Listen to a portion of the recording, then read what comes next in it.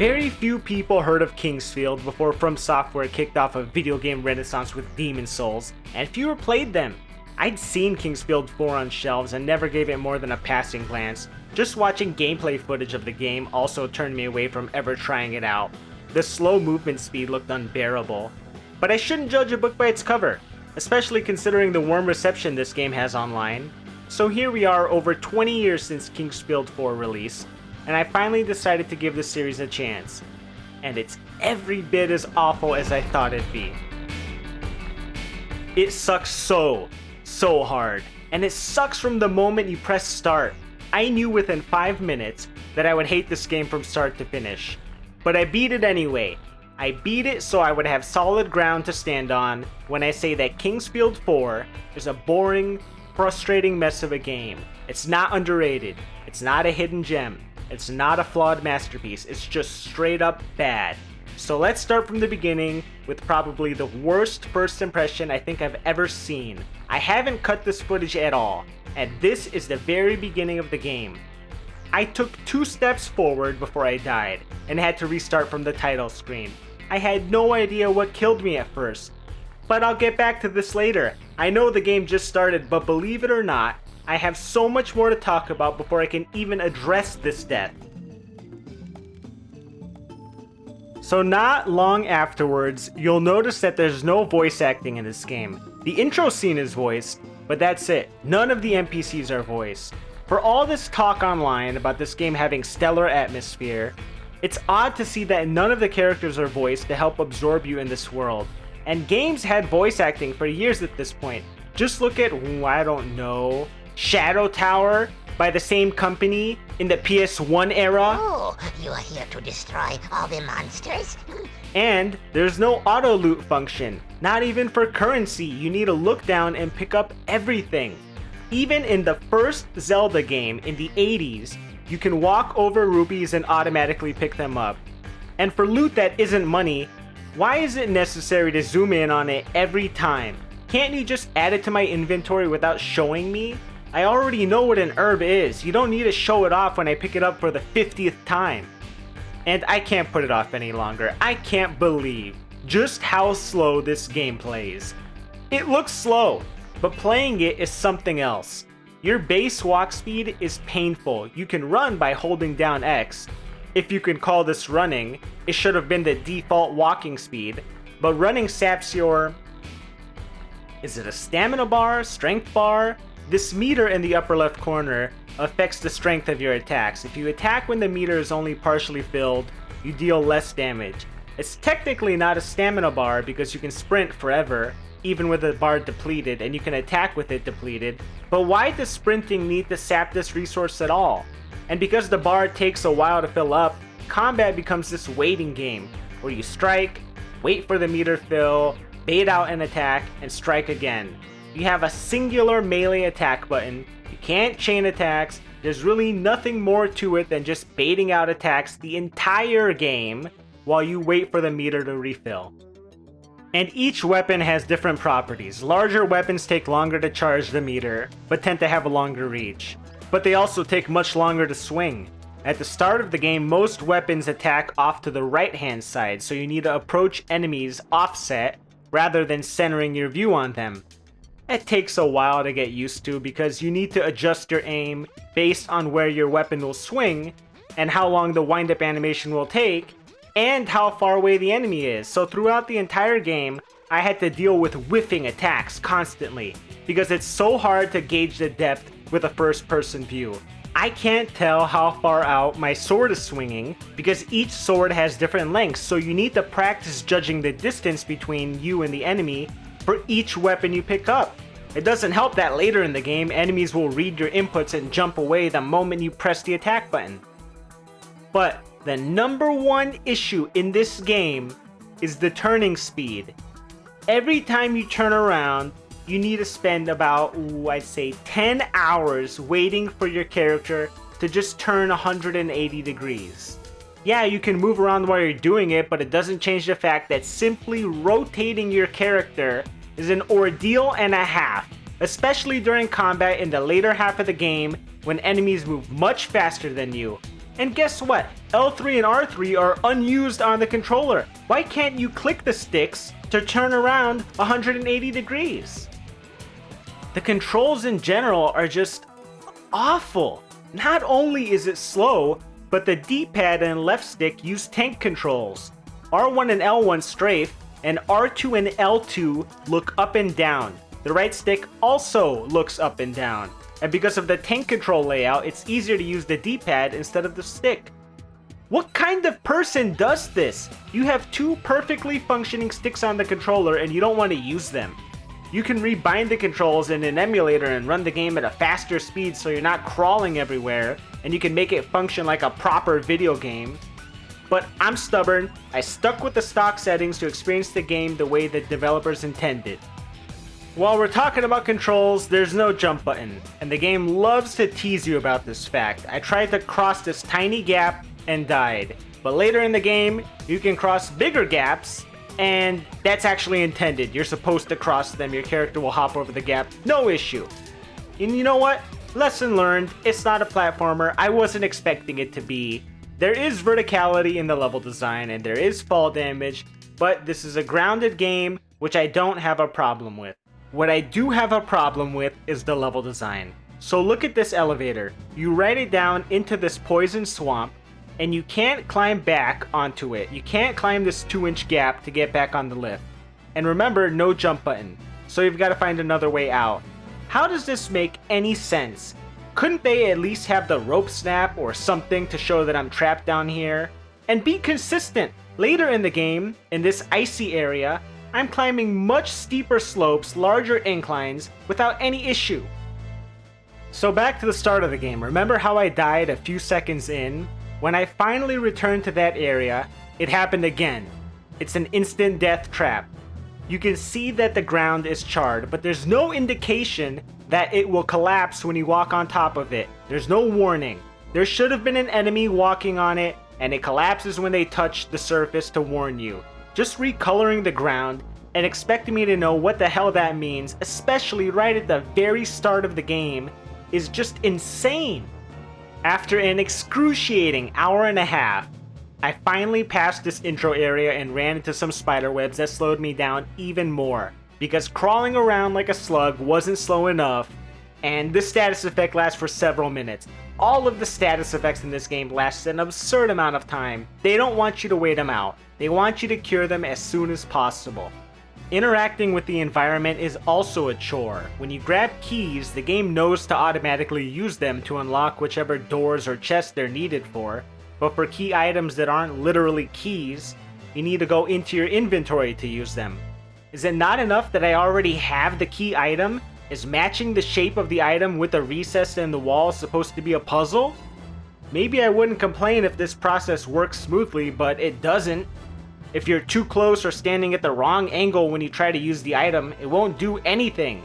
Then when you open the door, a spider snipes you as a cheap shot, and you can hear something going on inside when you're outside of the room, but how am I going to predict a projectile snipe coming from the ceiling the moment I open the door?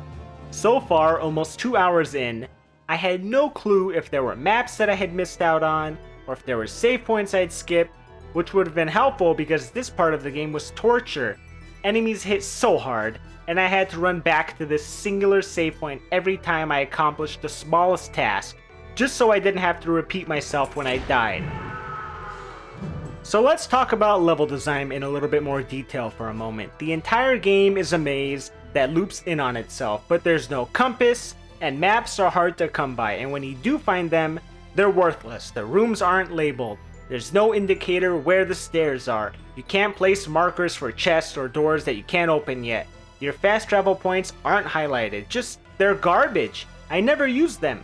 But the game isn't designed with maps in mind. There are shortcuts everywhere, and levels tend to branch off this central hub that you keep coming back to.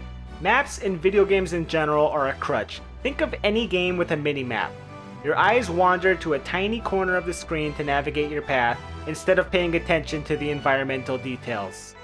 Here, there are signs that point out where you're going, and most rooms are easily recognizable. Yeah, the entire game is a labyrinth with tons of branching paths, and some rooms do feel designed to confuse you, but I could still at least retrace my steps somewhat easily. And hey, some Dark Souls knowledge pulling through here. I had a feeling there was a secret behind this skeleton and there wound up being a fire sword tucked away in here. I eventually looped around to the start of the game and found the merchant, this time with money to spend. You find armor and weapons so frequently in this game that it seems like the only use for money is stocking up on dirt cheap healing items, which keeps the difficulty at bay for a little while. And there are side quests in this game. This dude wants you to clear some skeletons from a graveyard, and when you return to him you find a skeleton inside that killed the guy. You pick up a key from his corpse, and when you open his little shack you find a map inside.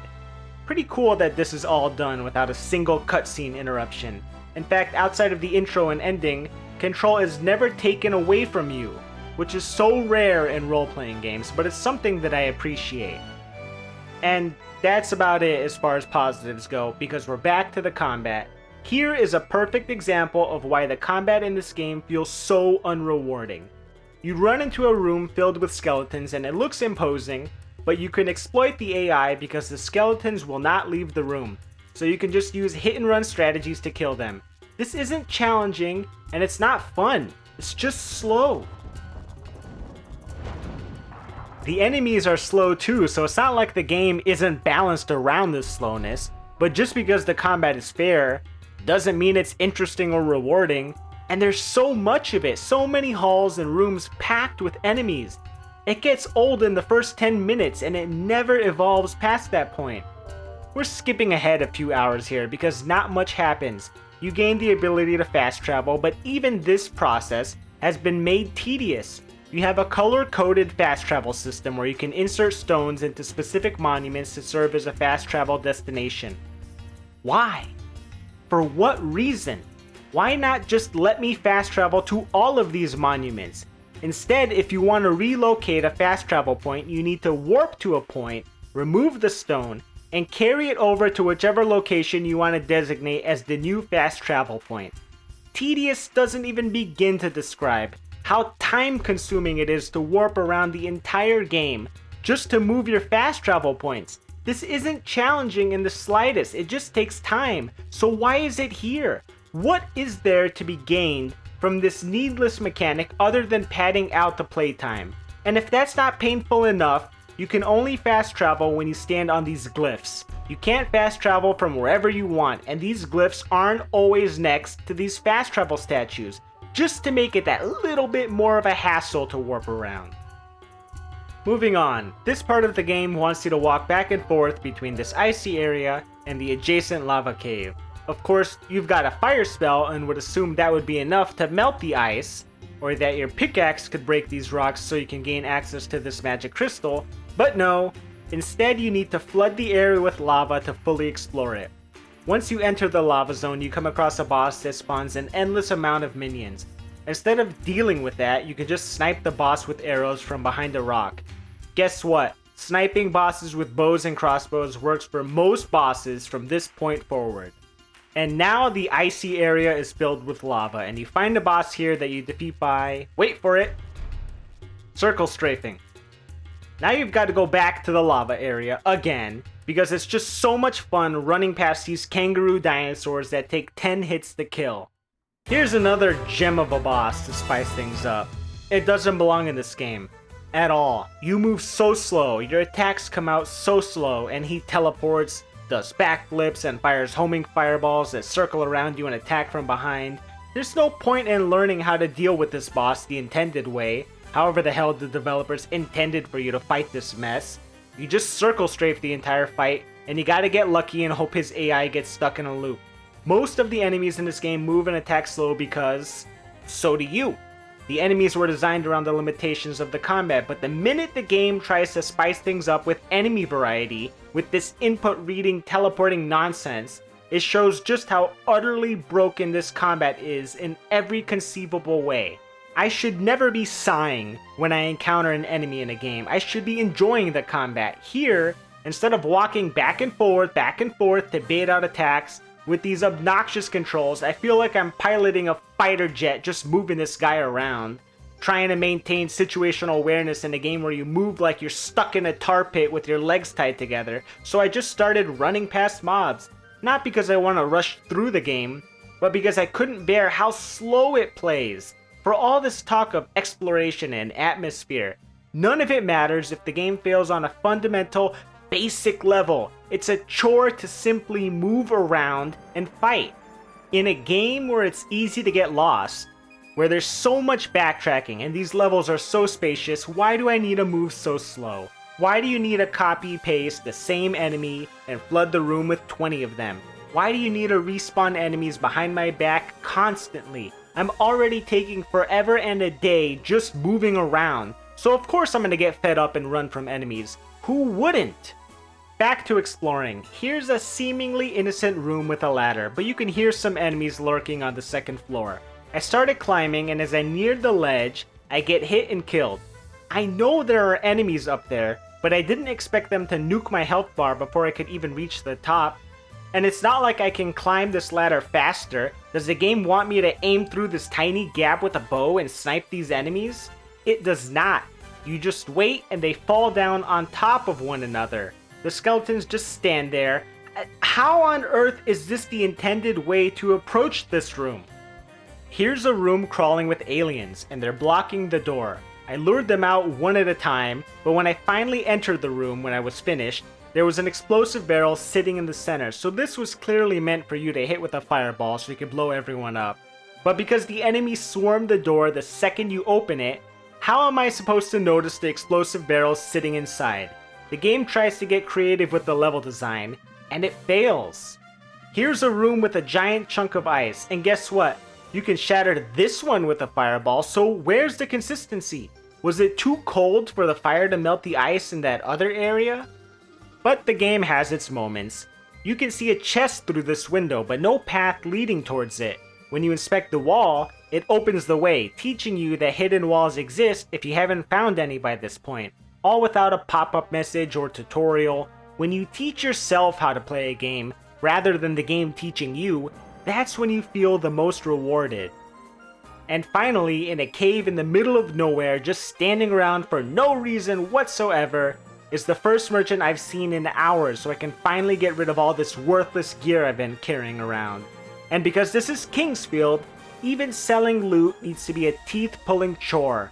There are no tabs separating your loot, and you can't sell in bulk, so you need to scroll through your list and sell everything one at a time. And once you sell something, the game boots you out to the buy-sell screen rather than keeping your position, so you need to sift through your entire inventory again to find whatever it is you want to sell. Time for another awful boss. You can't even tell what the hell is going on because your field of view is too small to be able to guess what's going on around you. This boss sends pillars up from the ground to lift you in the air, but you can't react to them in time because they come out too fast and in random spots. He also fires spears out of the walls. Again, not much you can do to avoid them because they're everywhere and they come out so fast. And he slams you with a status effect that prevents you from using magic, which you could cure, but what's the point? I just stocked up on a truckload of healing items and face tanked the boss. What's my incentive for learning a boss's patterns through trial and error when the run back to the boss is so painfully long and just cheesing him works faster? And that silent status effect has this obnoxious color filter that flashes on the screen, and if you try to wait it out, it lasts like 10 minutes, so why does it need to last so long? The fight is over, just let it fade away. More palette swapped enemies, these ones can heal, and I couldn't figure out how to get them to stop. I just abused their input reading AI where they jump whenever you attack and baited them to jump off the cliff. And they also inflict silence on you, so there goes the screen for the next hour. I can admit that the level design has its moments. At the bottom of the city, you find this shaky bridge over a bottomless pit with gusts of wind trying to knock you down. And there's a mansion on the other side where you fight the only interesting boss in the game. This demon suddenly breaks down the wall and chases you around. He's a pushover, you just stand in the corner and poke him to death like any regular enemy, but it's at least one of the few memorable moments in the game. And oh, isn't that nice? On my way back to the save point, I fell through the void and died. Wonderful, now I get to do that mansion all over again. At this point, I was stuck. I knew I was missing a key, but I had no idea where it could be, and I wasn't about to spend untold hours combing through this entire game again, looking for a room I had missed. so I looked up the answer. Turns out the dwarf I freed hours earlier hands you a key, and he also turns out to be a blacksmith, so those upgrade stones I was hoarding the entire game had a use. But for whatever unholy reason, you need to wait in real time for the blacksmith to upgrade or repair your gear. So either stand around and wait for 10 minutes, or continue about your business and remember to pick up your best sword that you dropped off to upgrade. You can place a fast travel stone nearby, but still, why wait at all when I'm picking up better gear every 10 minutes anyway? Alright, let's see another trash boss fight. This time against a giant armored knight in a tiny ass room with 4 orbs of electricity that damage you if you get near. Why wouldn't I cheese him from the door with a crossbow? You want me to fight this thing in a straight up duel?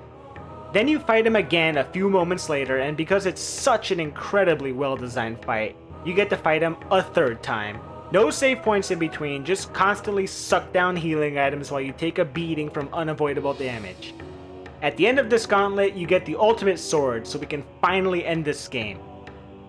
The final boss is... I don't know what it is. You run around hell until you find this thing, and every time you hit him you fall down and break your legs, because when you fall in this game, you're slowed for a few seconds, which lets this enemy down here get a cheap hit in, then you run up and do it 2 more times, and then the game is over.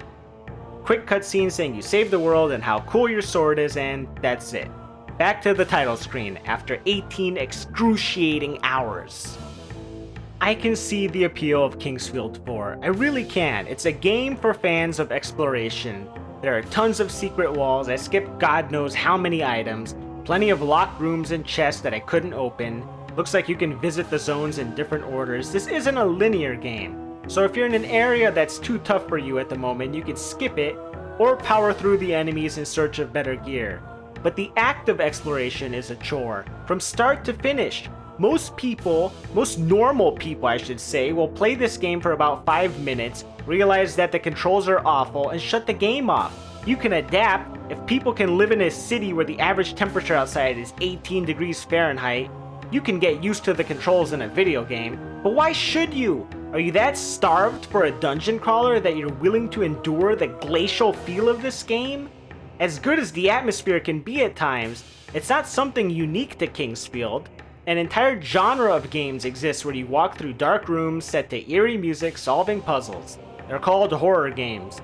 Sure, Kingsfield is an RPG, a genre not really known for rich atmospheres these days, but I'm not willing to overlook broken combat and incessant backtracking in a game where you move like a turtle, just for atmosphere.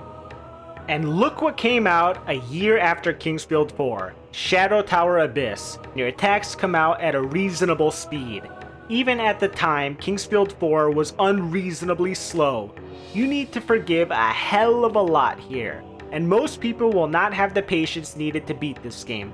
I'm not looking for blistering speed, but I need something faster than this. What's interesting is that Demon Souls years later would recreate the feel of Kingsfield with the Tower of Latria level. Except there, the game plays well, so it's a much more enjoyable experience, which proves that Kingsfield showed promise, it just wasn't executed well enough. Maybe forgivable for the first game in a series, but this is the 4th. There's no excuse. And how many Kingsfield games have been made since the ancient city? Not every game needs to appeal to a large audience. Niche games can offer some of the best experiences. I appreciate that Kingsfield 4 is different, otherwise I wouldn't have played it at all. Maybe that's reason enough to give it a try, but as far as I'm concerned, of the 18 hours I spent playing Kingsfield 4, I enjoyed 5 seconds of it, and that was when I shut the game off for good.